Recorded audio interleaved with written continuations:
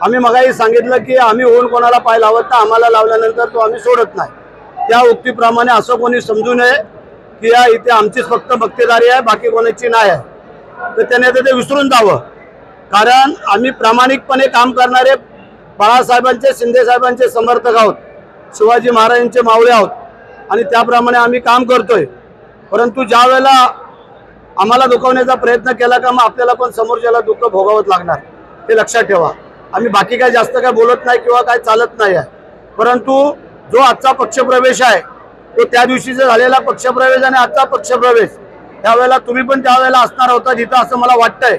आणि आजचा आहे ह्याच्यामध्ये काय असेल ते तुम्ही समजायचं, तुम्ही सांगायचं आहे। परंतु आम्ही जे काय केलेलं आहे ते आमची जी काय जनता आमच्याबरोबर आलेली आहे त्यांची जी काय कामं असतील, अडीअडचणी असतील, त्याला सामोरं जाण्याचं काम आम्ही तिन्ही आमदारांनी ठरवलेलं आहे। आणि एकनाथ शिंदे साहेबांच्या नेतृत्वावरती विश्वास ठेवून आज ही मंडळी आलेली आहेत। कारण ज्या वेळेला एकनाथ शिंदे साहेब मुख्यमंत्री होते त्यावेळेला भरभरून या नगरपंचायतीला दिलं, हे कोणाला नाकारता येत नाही। मगाशी आम्ही जनतेला दाखवली, आम्ही सांगितलं त्याने एक काम खोडून दाखवावं, परत आम्ही बोलणार नाही।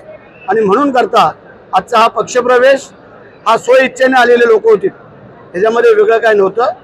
आणि म्हणून आज मी त्यांचं स्वागत करतो, त्यांना धन्यवाद देतो। आदित्य ठाकरे असे म्हणतात की दिलं गेलं होतं ते बदलायला राजकारण कुठल्याही स्तराला जावं, पण एका माऊलीचं नाव बदलायला लावतात, असे राजकारणाला कसं बदलाय? पहिला तर मुद्दा, आम्ही त्या राजू साबळेला सांगितलं नव्हतं आमच्या आईचं नाव द्या का, एकनाथ शिंदे साहेबांनी सांगितलं ना आमच्या आईचं नाव द्या।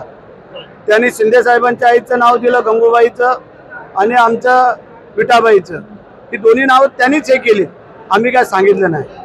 आता आमच्या आईचं नाव कमी केलंय, आता एकनाथ शिंदे साहेबांच्या आईचं नाव कमी नाही केलं म्हणजे झालं, एवढं तरी आम्ही मग कमावलं असं बोलू।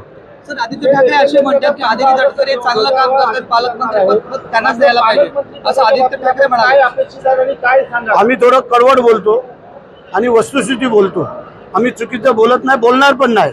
जी वस्तुस्थिती आमच्या कारकिर्दीपासून जी काय घडल ती आम्ही बोलायचा प्रयत्न केला।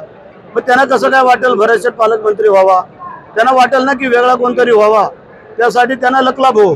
सर, ते म्हणजे स्वार्थासाठी पालकमंत्री पदाचा रायगडमध्ये वाद सुरू आहे। छत्रपती शिवाजी महाराजांचं रायगडमध्ये पालकमंत्री पदाचा स्वार्थासाठी वाद का? अरे ज्या मावळ्यांनी 2.5 वर्ष मंत्रीपद सोडलं त्या पालकमंत्रीपद किस बात की चीज आहे? ज्या 2.5 वर्षाचं मंत्रीपद, हल्ली कोण ग्रामपंचायतीचं सदस्यपद सोडत नाही, तर मंत्रीपद सोडणं दूरच राहिलं। महाराष्ट्राच्या इतिहासामध्ये भरतशेठचं नाव कोरलं गेले, लक्षात ठेवा की मंत्रिपदाचं दिलेलं नाव आम्ही थांबवलं म्हणून। विचारा द्या ना, त्यांच्यात हिंमत आहे का?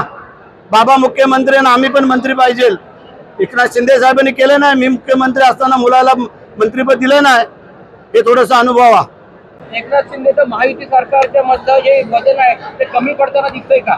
अजिबात नाही, वाढताना दिसतंय, कमी पडताना का दिसतंय? अरे एकनाथ शिंदे साहेबांच्या केलेल्या काम कर्तृत्वामुळे ही महायुतीची सत्ता आली, हे कोणाला नाकारता येते का? मग त्याच्यामध्ये ते कमी कुठलं पडतंय? जर कमी पडले असेल तर आमच्या पालकमंत्र्यावरती स्टे आला नसता, हे लक्षात ठेवा। ओके, चला।